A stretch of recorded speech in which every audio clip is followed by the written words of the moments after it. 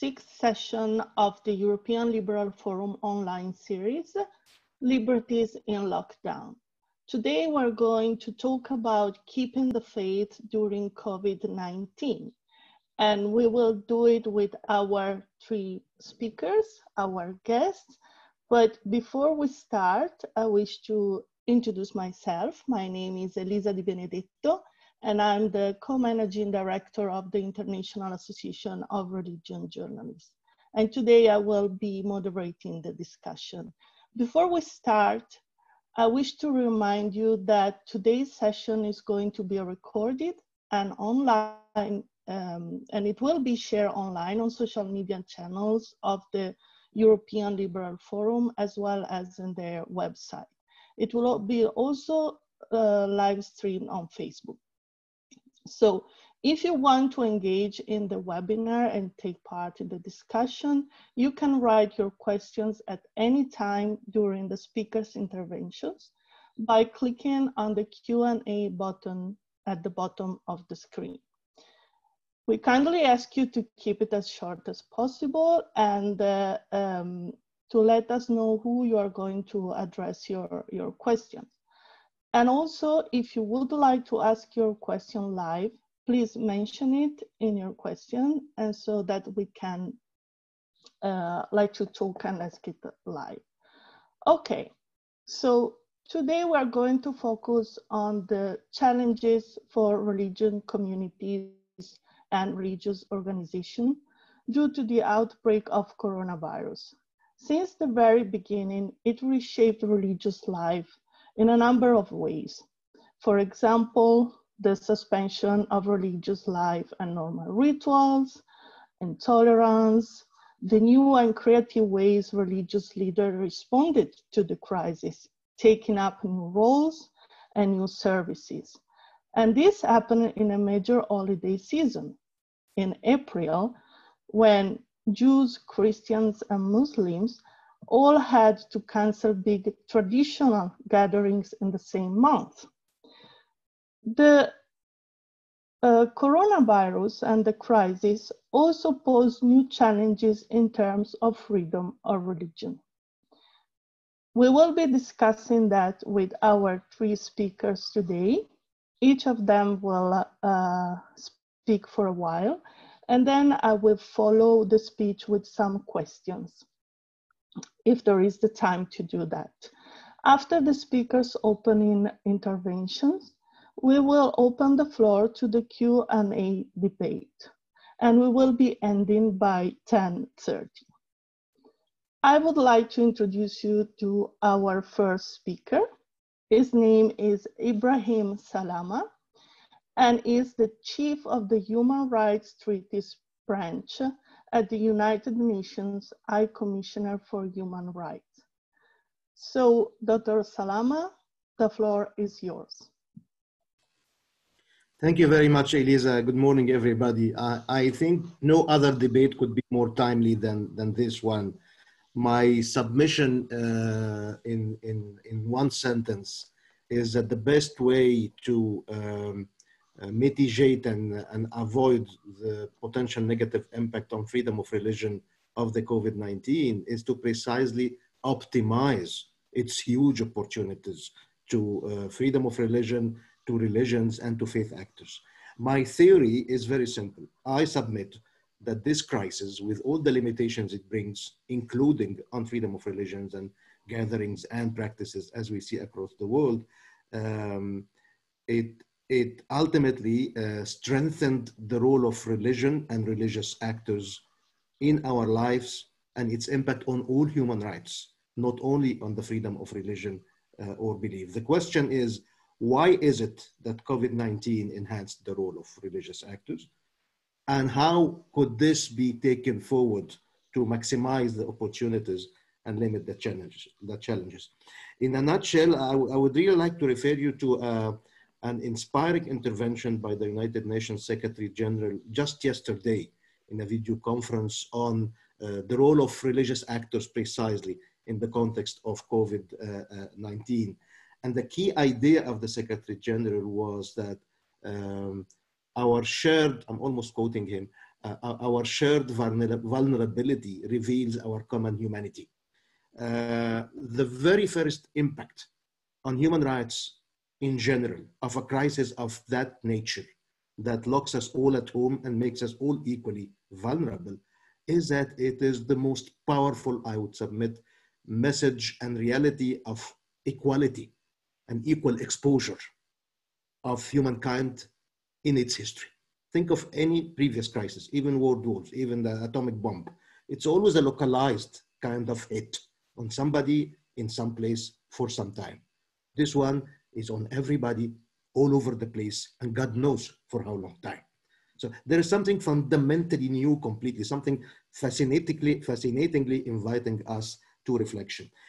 And once one start reflection on why this enhanced the role of religious actors, I would submit that I myself, I am still struggling between the positive and the negative in this respect. On the positive side, I would say that this crisis brings solidarity as much more imperative than before. It protects environment far more than before. It suffices to look from your own windows. It necessitates international cooperation more than before. Clearly, nobody is safe until and unless everybody is safe. Anybody can transmit the virus to everybody, so you should care about the health of your neighbor and the person sitting next to you in the bus, because it's your health as well. It's amazingly equalizing. We move even from the togetherness to the oneness, which is a very fundamentally theological idea as well. Faith and religion is about giving, is about caring, is about equal dignity among humans. So all this on the positive side. But the same features have an immediate negative effect. For example, this common threat, what it leads to, they used to call it social distancing. Of course, it's only physical distancing, but rather social solidarity. So we're struggling between what is distancing and what is coming together and coming nearer to each other. Another negative main feature is that the impact on the most vulnerable and needy and the weaker in society is disproportionate. Of course, it's higher than others. But at the same time, if we don't care about them, we get the infection through them. So it's their weakness is ours as well. Again, the same quote of the Secretary General, our common vulnerability reveals, our shared vulnerability reveals our common humanity. Again, this virus leads us to isolation and to competition. People are competing to save themselves. We have seen shameful, I wouldn't mention the examples of competition even at the intergovernmental level for states to protect themselves, but we all have the examples in mind. So you have this conflict between dichotomies. It's an ocean of dichotomies. And here I would submit that religious leaders, first, when you confront something on which science cannot even start giving us an answer 2 months after the outbreak, this is amazingly calling upon us to reflect. And people look in their hearts and in their beliefs, whatever these are. The religion or belief is not only the Abrahamic faith traditions. It is anything that is in the heart elevated to the value of deep convictions. So everybody search in their deep convictions. And here comes the added importance of the role of faith actors. Secondly, they are much nearer to individuals in their daily lives than others. They are extremely powerful in shaping attitudes, hearts and minds of hundreds of millions of people across the world. So in a nutshell, and I would end on this idea really to allow time for the discussions, it's that we need not only to renew our engagement with religious institutions and faith actors in the civil society and the formal ones, but we need to rethink the role. We need to move in 2 directions of change, I would submit. Direction 1, from a sectorial focus only on freedom of religion or belief. 2, the roles and responsibilities of faith actors on all human rights equally. Secondly, we need an approach that is not only global, but empowering. We don't need to lecture them. I think if there is an additional fundamental added value of the COVID-19, it's the humbling effect. We can learn a lot from faith actors in these circumstances. Just to end on a nutshell on the how, sorry, I used all my time to try to explain why religious actors are more important now than ever. On the how, I would just refer the the listeners and the followers to an initiative of the Office of the High Commissioner for Human Rights, which is called Faith for Rights. Faith for Rights is an approach that precisely defines what are the roles and responsibilities of faith actors with respect to human rights at large. So you take all the rights and you will discover amazing things. And I will end on this particular idea. In the area of economic, social, and cultural rights, the so-called solidarity rights, faith-based approaches are even stronger than the current positive human rights law approaches, which is characterized by a double limitation. Within available resources, states are only accountable on economic rights of their citizens, only within their available resources, and they have to implement it on a progressive, step by step in a staggered manner. While in all faith traditions, it's much more crisp and clear. It's far more than charity. When we think religions, we think charity. This is one of the fundamental wrong perceptions. And I will end on this note. Thank you very much. Over to you, Elisa. Thank you very much for this insightful contribution, Dr. Salama. I have a question. You mentioned the new role and responsibilities for faith leaders and religious organizations, and you mentioned empowerment. I was wondering, how is it possible, with which tools are available for helping religious leaders taking these new roles, and especially after the COVID-19? There is a methodology and a tool. The methodology is called peer-to-peer learning. In a very honest manner, not in any type of false modesty, one needs to engage with them in a process of learning, putting the problem and seeing how do they approach it and how do other disciplines approach it. So this approach, as opposed to traditional capacity building, which is predominantly top-down, it's really horizontal, and it involves them, so it empowers them much more. And they feel it immediately because we started applying it.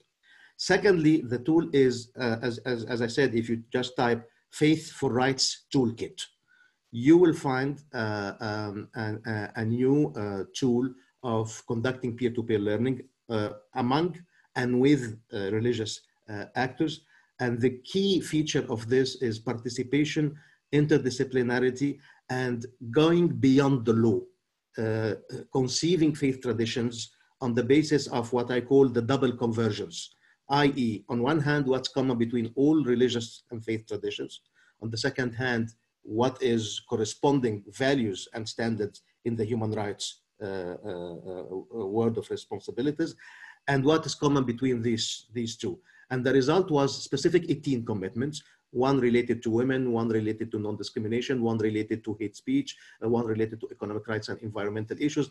And we see exactly what is the contribution of religions in terms of substance and actions, and what is the contribution of human rights. So this way of breaking the silos between international law, between the international narrative, between the top-down approaches, and what's happening on the ground, I think is a new horizon, and it's a new opening. And it's my answer to your question: how can we empower them to contribute to solving the COVID-19 consequences? Over to you. Thank you so much. That's so fascinating, really. I have so many questions. But now I would like to move on to our next speaker. Let me introduce you to Vincent Depin.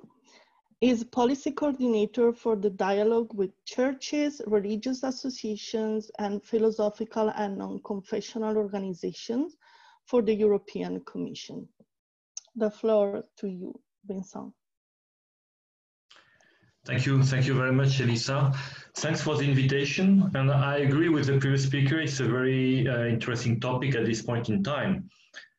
We are going through a crisis which started in a matter of days, and we really have this image which some people contest, but I think it's probably an apt one, at least as a metaphor of war, where you have the front line, the health workers, and I think the hospitals. I think that was really the front line of this crisis.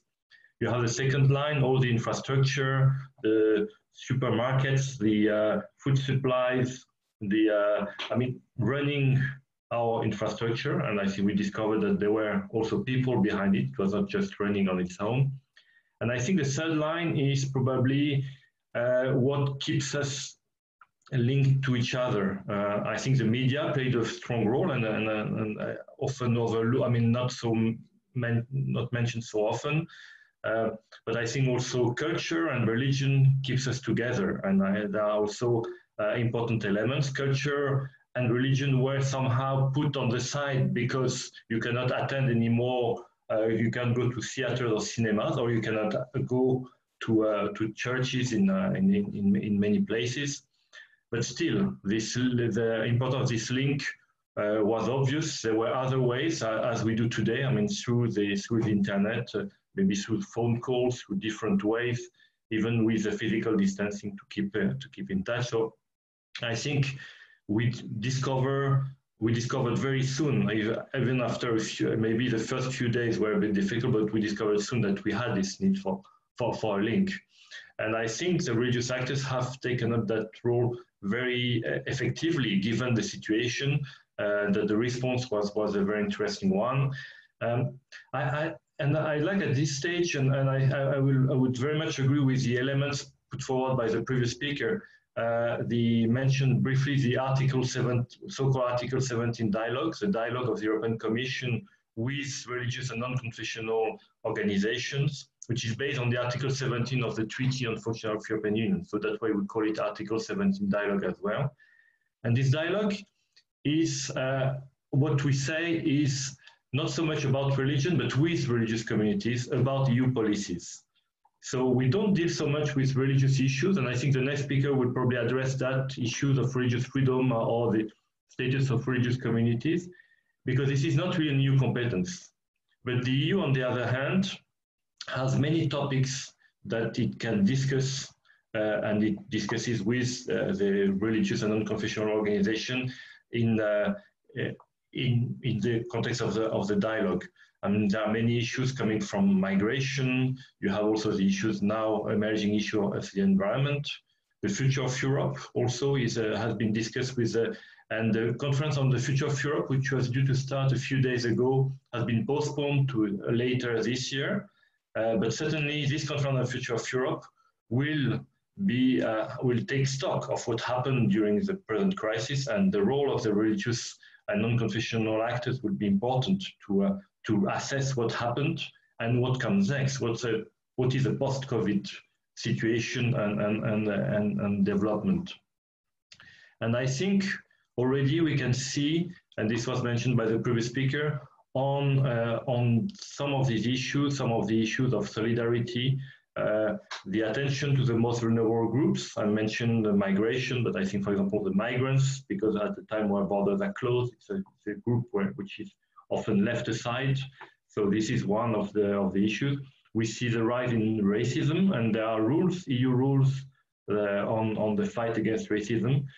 So I think there are many areas, and I will end probably here, there are many areas in which the role of religious actors, not only on strictly religious issues, but more on wider social issues, where the religious and non-confessional actors can bring issues and ideas to the table. And this will be needed when we reflect on what's happening now. And there will be a time when we have more time to reflect on what happened and what comes next. Thank you, Elisa. Thank you very much. I was wondering, I have one question for you right now too. Do you think this crisis is affecting your, I'm talking about, you represent the EU, so, but maybe it's in general also other institutions, engagement with the religious group and religious leader, the dialogue between the EU and the religious organizations, and this dialogue will be different after the crisis. How did it affect it? Yeah, well, it's difficult to tell. As I said, I mean, things changed in a matter of days. So of course we have, like everyone else, this issue of physical distancing, and one of the aspects of the dialogue was really that it was a physical encounter. At the highest level, it started with the President of the Commission, now it's at the level of the Vice President of the Commission. At present, Vice President Skinas is in charge of the dialogue. And so the idea was to have this personal encounter between religious leaders and non-confessional representatives and the highest level of the Commission. And this was really the essence of the dialogue. And also at working level, we had this sort of, the idea to have this sort of physical contact. So I think that was really a big change, because the idea was really that we meet face to face, we can exchange openly. Now I think that with the internet, we can continue this type of exchanges, and so we can adapt to the new situation. But it's still different. And then for the next stage, I think, as I said, I think the input of religious actors will be very important, because when we need to take stock, I think their voice will be important. We will, as I said, reopen the Conference on the Future of Europe later this year. So at that point, I think their role will be important. So I think the dialogue will continue as it is. But certainly, it will be important. I mean, there will be a time, I think, for an assessment or rethinking of where we go and where we're coming from. And I think in this sort of reflection process, the dialogue would have a strong role to play. Thank you. I see there are many, many challenges for everybody and every involved institutions here. So now let's come to our third speaker, and I wish to welcome Matthias Belafi. He is the head of department contacts with churches, Jewish communities, and other religious and non-confessional communities of the State Chancellery of North Rhine-Westphalia in Düsseldorf.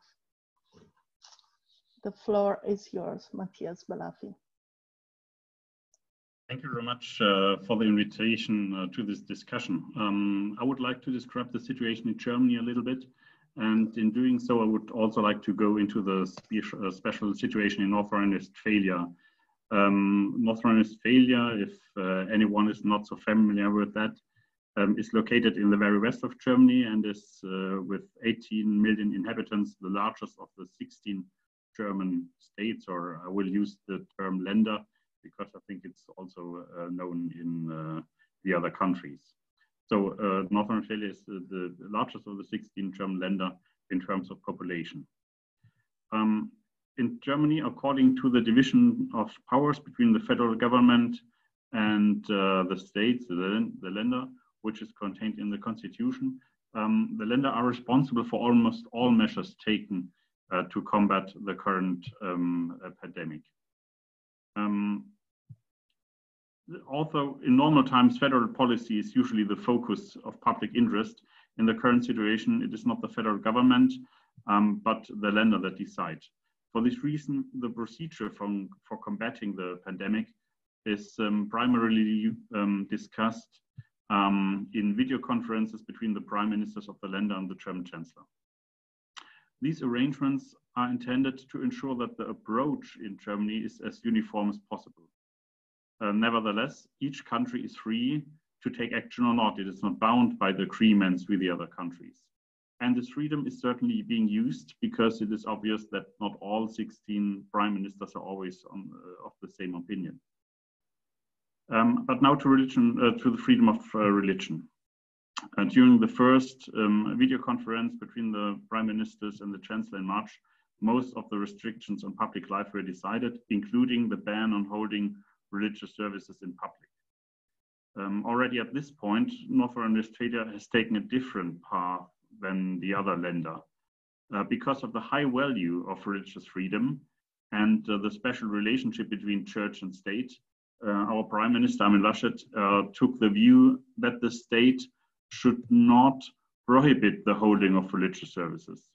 Instead, we asked the major churches, Jewish associations, and Muslim organizations to make voluntary commitments to refrain from holding church services with the participation of the faithful for the time being. And that means the measures initially applied until the 19th of April. So the first version of the Corona Protection Directive of the state of Northern Australia, for example, did not prohibit church services, but it contained the sentence, meetings for the practice of religion do not take place. The churches and religious communities have made corresponding declarations. It is clear that we have not done everything right and the others have done everything wrong. Finally, a ban on church services to combat the pandemic is also legally possible. But because of the partnership between state and church, it was important to us to work with a voluntary commitment by the churches rather than with an interdiction. Such an approach was possible because the churches and religious communities in Germany supported the measures out of conviction. However, in nearly every denomination and religion, there was and is a primarily conservative minority which questions the legitimacy of the ban on worship. Thus, before Easter, several individuals and small communities, but not the churches, complained against the ban on worship in the other federal states. In Northern Australia, such a complaint was of course not possible, but individual believers did unsuccessfully demand that their diocese hold services at Easter. As a result of the complaints, the Federal Constitutional Court, the Bundesverfassungsgericht, decided on Good Friday that, and no quotation, in the fact of the dangers to life from which the state is also obliged to protect under the fundamental right of life, the right to the joint celebration of religious services, which is protected by fundamental rights, must currently be withdrawn. All in all, according to the court, the ban on worship as an extremely serious encroachment on freedom of faith thus requires a continuous strict examination of its proportionality on the basis of the latest findings. This has also already been a warning signal for everyone in politics. Nevertheless, not everyone was keen on quick relaxation in this area, be it because of the development of the infections, be it out of the fear of the incitement potential of right-wing populists when Easter was forbidden, but Ramadan was allowed. Northern Australia then urged that in times when the restrictions were relaxed, church services should also be possible again soon. And on the 16th of April, our Prime Minister met and consulted with representatives of the two major churches of Jews and Muslims, and he asked them to work out and present their own concepts of measures, how hygiene and distance rules can be observed. Depending on religion and right, different measures have to be taken so that apart from the observance of distance and hygiene, no conditions were imposed by Northern Australia. One day later, a meeting on federal level with the churches and religious communities took place, at which a similar procedure was agreed upon. Finally, also other countries made church services again possible. Since the 20th of April, church services with up to 15 participants have been permitted in Saxony. That was the first country. Northern Australia announced on the 23rd of April, after the concepts of the churches were available, that from the 1st of May, church services would be again be held in public in Northern Australia. There was a second decision of the Bundesverfassungsgericht, of the Federal Court, Constitutional Court, on the 29th of April, because there was a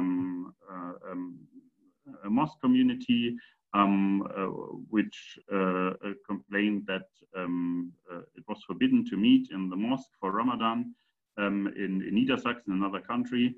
In the second decision, the Bundesverfassungsgericht said, no, that's not allowed, that we have a strict, that services are strictly forbidden. There must be a possibility to allow them if all the measures are taken that are required. So one day later, on the 30th of April, the prime ministers and the chancellor agreed that the situation should be eased soon everywhere in every country. So now the federal states have implemented this, but again with partly clear guidelines. In the last 2 weeks, public services have been resumed everywhere, piece by piece. But Muslims are also behaving in an explanatory manner, and during Ramadan they refrain from the Friday prayers, where the crowds of visitors would be too great, and from breaking fasting in the evening outside the family circle. So this is really a good behavior of the Muslim communities that we observe. So for our government, freedom of religion and the partnership between state and church have been decisive, and even in the current crisis, this is what I would like to underline here. Thank you very much.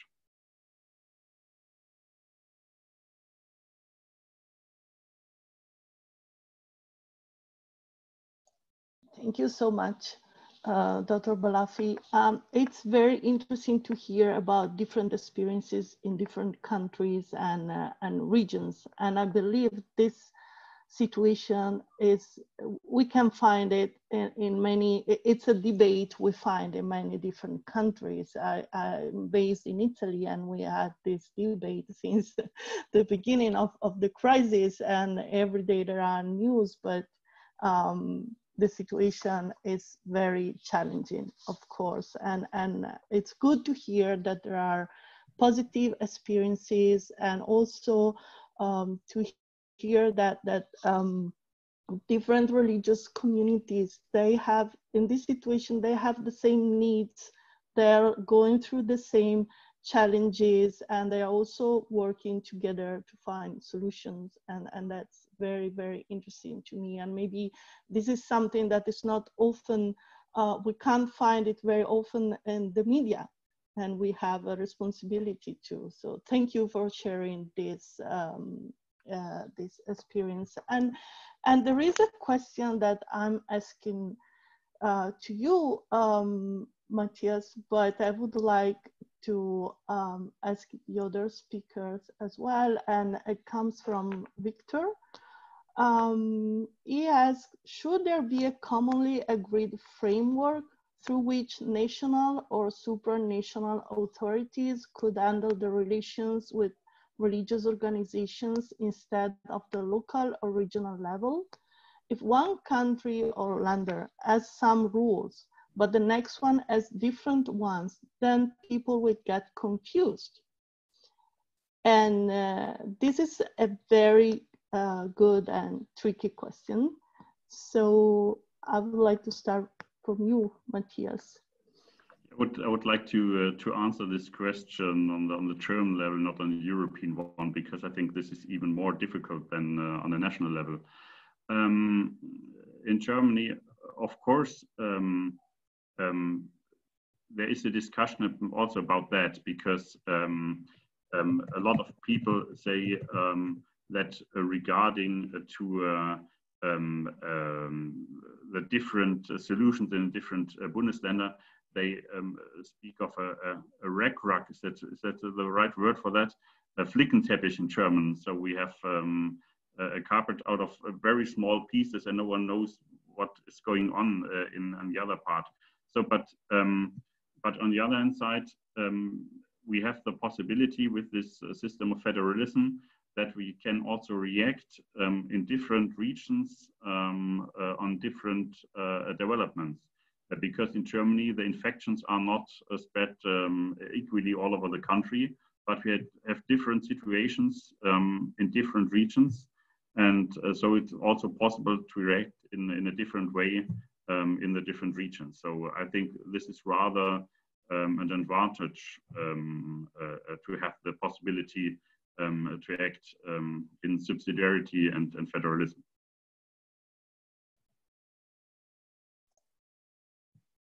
Please, Vincent. Yeah, so I think it's an interesting question, and I think we need to go back to the, and I think it was mentioned also, the federal system in Germany. And I think you can see that there is a multi-level decision-making also, and this applies even more to the EU level. And I think there is no contradiction between having a dialogue with religious organizations and different levels of governance. And I think probably each level should have its own engagement according to its own competencies. And the EU, it's a long tradition, in fact. I mean, and since we have someone from North Westphalia, I mean, you refer to the Westphalian treaties in Europe, dating back from the 16th century, where there was this acceptance that the national state has this responsibility to manage religion. This was linked to the time of religious wars, and that the national state was seen as a way to appease religious conflict at the time in Europe. And we are still in this tradition, and there are many different ways to address and to engage with religion in different member states. We have really very different models of engagement with religion. Take just France and Germany, my own country, France and Germany, we just discussed, but also the UK, even if it's not anymore part of the EU. I mean, you have very different models. You have the Orthodox countries in other parts of Europe. So I think you have very different models, and it's very difficult to have a sort of single model of dealing with religion, engaging with religion, which you would apply across the whole of Europe.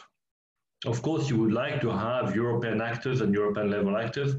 We have some partners who are very well organized at European level in Brussels, but certainly the religion as a matter is really very much still a national competence. So it's really the response would be that for each level of governance can have its own engagement with religious actors, and I think that's the present dialogue is a reflection of this sort of compromise between national states and the European level.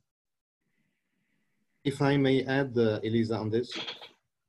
Yeah, of course. Please go ahead. I fully agree with Matthias and Vincent on this, that there is no solution that fits all. I just want to give a concrete example from our own experience at the UN Human Rights Office at the international level. Precisely the Faith for Rights toolkit and approach is based on combining on the general principles. There should be a shared framework to the maximum extent possible. On the ways to implement it, you need to allow for variations and particularities.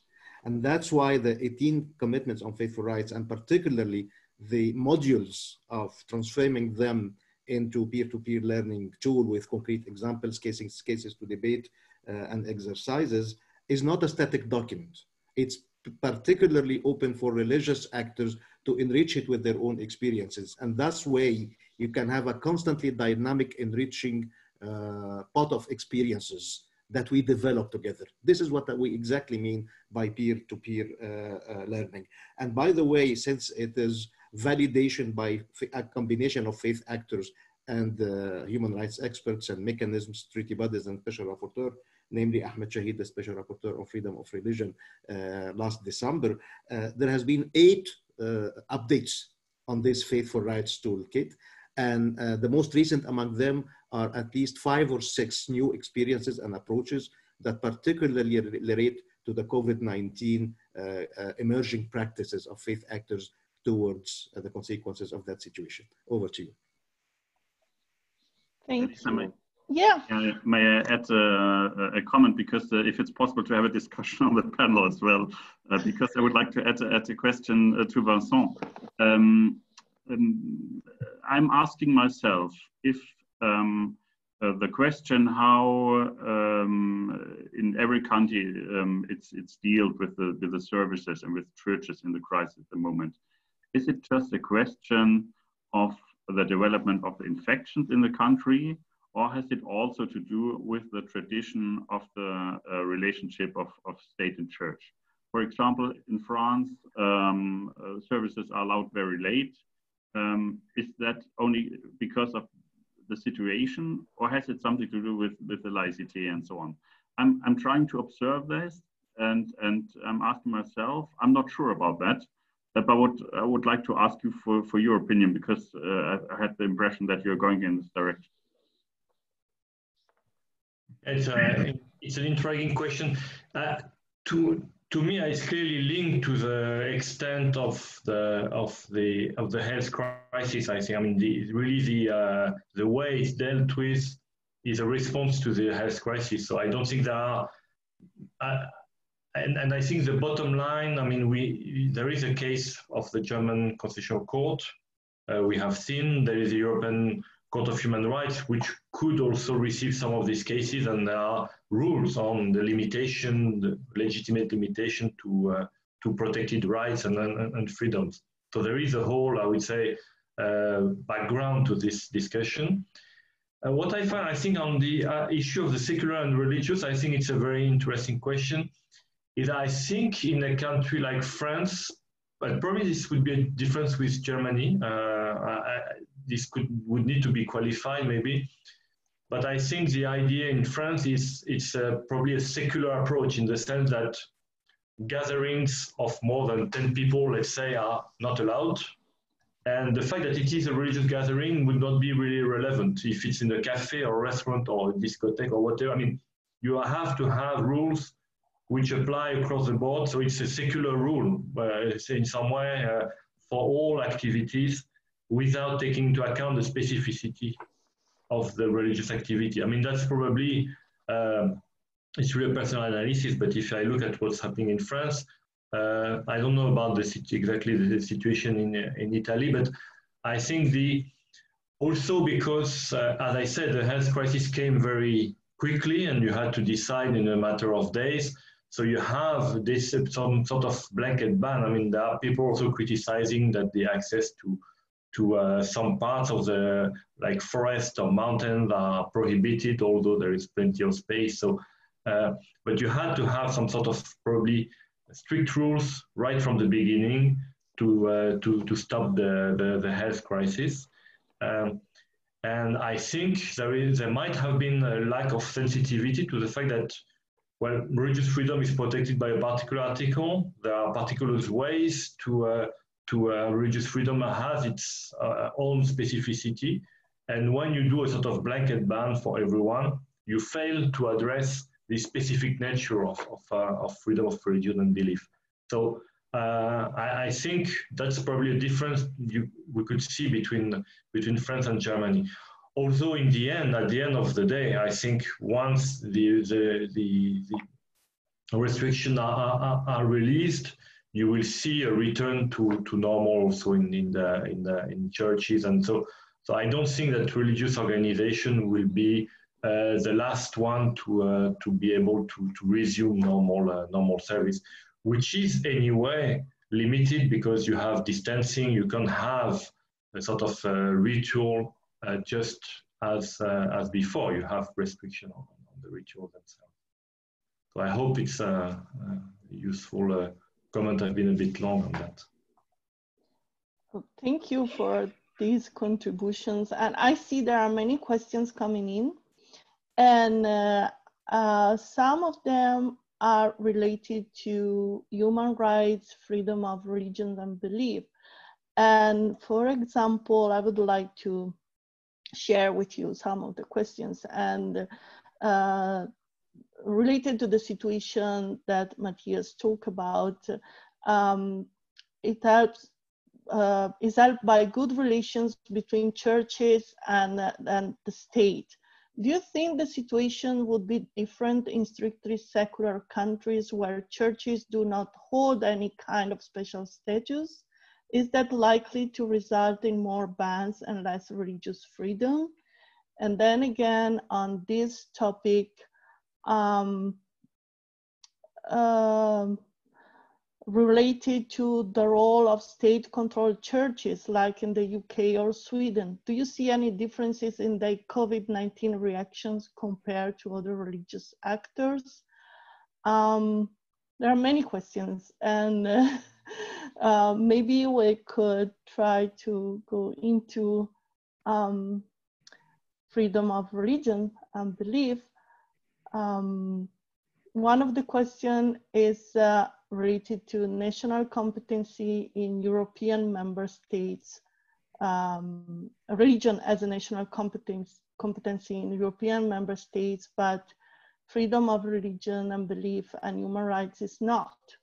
Would that create an opportunity to provide some EU guidance on freedom of religion and belief and religious and non-confessional meetings? There are many inspiring questions here, and I see also that they're very challenging. So maybe we could share some ideas on these topics. Yeah, Vincent? The last question was on the EU, but maybe I think it refers also to the UN. It can be addressed as well to the UN system. No, I think, I mean, at the EU level, I think we should be clear that the EU has to respect fundamental rights and even to promote fundamental rights, but it has competencies according to the treaties. And religious matters, this same Article 17 on the dialogue also establishes that religion is essentially a national matter. So it's really something on which the EU, unless it is asked by member states themselves, which is not the case, and I imagine it will not be the case for a long time. So as I explained, it's really very much, there are different national traditions, and so we respect the national competence. As I mentioned, there is one sort of general background to all this is the European Convention on Human Rights, and all member states are party to the European Convention on Human Rights, and they have to respect the basic element, the Article 9 of the European Convention on Human Rights, and that religious freedom is protected, and it can be limited only for legitimate purpose and subject to proportionality. And I think it was well explained by Matthias. This was also behind the ruling of the German Constitutional Court.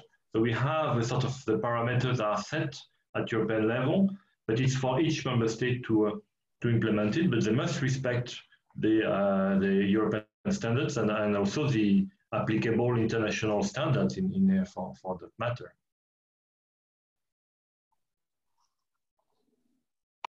Yes, please, Dr. Salama. I see two very interesting, distinct dimensions of this group of questions. Number one, the impact of this crisis on religious actors' attitude.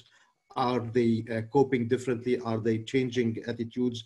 And my answer is definitely yes. I think there is an emerging conscious, probably the non-state faith actors are more quick, and also probably that the younger generations are more quick. But I see many initiatives from stakeholders on which we are engaged in the Office of the High Commissioner for Human Rights that shows promising progress and awareness of the need to take technology. The question here would be, how do states and official authorities deal with this? Are they taking this as an opportunity? Are they engaging the right way or not? And this links to the second, more complex question, which is what is the impact of secularity on the dynamism of engaging with faith actors in these situations? Vincent said it at the European level, and he's right that at the UN level, the issue is far more complex, because you add to the secular parameters at the national level, you multiply it simplistically by 193 states, and the result is a much more busy, crowded space for different impacts, positive and negative, of secularity, depending on how it's understood. And that's why one of the commitments on the Faithful Rights Framework, which is a general framework by all religious actors and human rights experts, is about rethinking what it means, secularity, and how it can be constructive and not a doctrinal secularity. But just to dress the picture in a simplistic way, at the UN, the actors who deal with religion, first the UN moved from we do not do religion at the UN more than a decade ago, to increasing awareness that religions and religious actors matter, and that there is nothing contrary to the principle of secularism, which is equality of citizens in front of the law without any impact regarding the religions, into engaging. So you have at least 5 actors within the UN theater of operations that deal with this. And I wouldn't claim at all that they deal with this in always a consistent and coherent manner. You have member states themselves who deal with religion in many resolutions and in many contexts. The latest of is the Istanbul process. People can search about it. It's about the non-discrimination on the basis of religion, or the negative stereotyping or incitement to hatred on the basis of religion. So you have states with numerous initiatives, groups and individually. You have the independent human rights experts, the human rights mechanisms. You have a number of human rights mechanisms, on top of which the mandate of the Special Rapporteur, Ahmed Shahid, of freedom of religion or belief, but also other special rapporteurs like freedom of expression, like minorities, do impact and are interested by the issues of religion as well. And then you have the treaty bodies, those expert groups that collectively monitor states, and they ask questions about religions as well. And then you have the UN Secretariat itself, which I think lately in the past few years is much more coming together than in older times. You have a United Nations task force on sustainable development and religion that regularly compares notes on how different UN agencies, because we have different mandates at the UN. So it's legitimate that when we are interested in religions and faith actors, we look at them from the specific perspectives of our own variable mandates.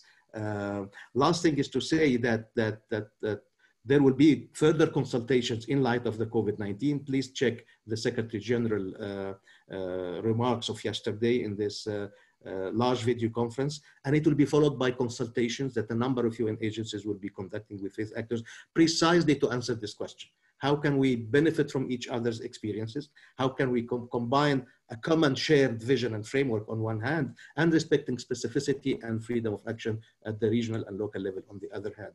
Back to you. Thank you very much to all of you. And Matthias, do you have any take on that? Yeah, I just would like to add the question, what has secularity to do with the measures taken? I think it's a little bit in the direction we already discussed about the relation from state and church, and the question, what has that to do with the measures? So I could imagine that a more secular country has perhaps a slower approach, or is not very quickly and in the questions of the churches and the services. But of course, I hope and I'm sure that every country in Europe especially is sensitive for the human rights and religious freedom, of course. So in my opinion, we should be careful to call in this situation for the European level, which I normally do, and I'm very in favor of. But in this case, I'm cautious, because we have the Article 17 that Vincent mentioned already, and in its first abstract, it mentions that the Union respects and does not prejudice the status of national law of churches and religious associations or communities in the member states. And I think this has reason, because we have the different traditions in the relation of church and state in the different European countries. We have laicity, we have established churches in other countries. And of course, this is a very sensitive field, and it has a lot to do with identity and so on.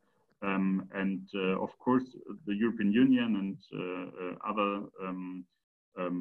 organizations should also respect the human rights and the religious freedom, and they perhaps can define a minimum of measures that have been taken in this field. But I would be very cautious to say, okay, we need everything in the same way all over Europe. Thank you very much, Matthias. And I see there are many things coming up for the future from this crisis, many changes at different levels. And we have some questions, we have a couple of minutes left, and they are about the way the crisis is affecting religious life, and the way also religious leaders are dealing with it. And some questions are about could this crisis bring religious communities to rethink the use of new tools offered by digitalization? And there was another question about the digital tools. Do you think there will be a change in the way religious communities are living religion, and religious leaders are serving the faithful with the new digital tools? Yes, Ibrahim Salama. I think my answer is a categoric yes. I see it happening. If it's not by conviction, at least by necessity. And let me add that faith, by definition, is about introspectiveness. So it doesn't fear isolation, as long as it doesn't prevent communication and contact as well. When we talk about the very interesting question raising the issue of openness by religious actors to rethink new tools. Here I want to say that new tools have two different applications. It's either the mode, which is the technology, and that's easy to embrace. But new attitudes and approaches towards their role in society, this is what is tougher. And again, this is what the Faith Rights Toolkit is about. It's breaking the silo from being confined, sorry to use this word, in freedom of religion as the only human rights issue that relate to religion, into religions at large, in relation to human rights at large. And I think this is the major shift in the philosophy and in the vision of religions and human rights. Religions have always been the historical origin of human dignity, centuries before human rights were invented. Now, of course, the two tracks historically, for many different reasons, passed across each other and conflicting each other, and then now again coming back towards each other. So this is a process that needs to be accompanied, and it's much tougher, but still feasible, as opposed to using technological means. Over to you. Yes, Vincent? Very briefly, I mean, I fully agree. I think we are all, after this crisis, we'll need to rethink the tools. I mean, I think the religious actors, as was rightly said, they have not only a strictly religious role, but a social role as well. And I think that's very important. And the tools, of course, I mean, I think we all, as we see today, I mean, we all have to rethink the way we use the internet and new technologies. And so the tools, we have to rethink about it. And I think not only religion, but probably all of us. Okay, thank you. I think it's time to wrap up. And before giving the floor to Mrs. Anastasia Pravedna from the European Liberal Forum, I wish to thank the speakers for being so generous with their time and insights today. A big thank you. And to all the participants for contributing to making the conversation rich and encouraging. We heard very positive ideas despite the crisis. So we can, I think it was very encouraging, and we learned a lot about different experiences at European level. We know what are the steps the UN is taking, and it helps us to understand what's going on, what's happening, and what is really changing in our everyday life, and also the way we are experiencing not only religion, but also society, the way we are talking to people, the relationship between different communities and people, and that was very, very interesting. So thank you again to our speakers, and thank you to the European Liberal Forum. I invite you to join the next online event that will take place next Wednesday. And now I give the floor to Anastasia for the closing remarks. Thank you. Thank you all for this interesting discussion. I think we can definitely count on the success. And with these Liberties in Lockdown series, we are mostly trying to exactly create a platform for discussion and see how the impact of COVID-19 is on our freedoms and freedom of religion in this case. We're not trying to find a solution fit at all. So yeah, definitely a success. And next Wednesday, we're gonna talk about COVID-19 and security. So join us at 9:30 next Wednesday. And thank you very much for your input. Thank you very much for the questions. Food for thought for the whole week. Thank you.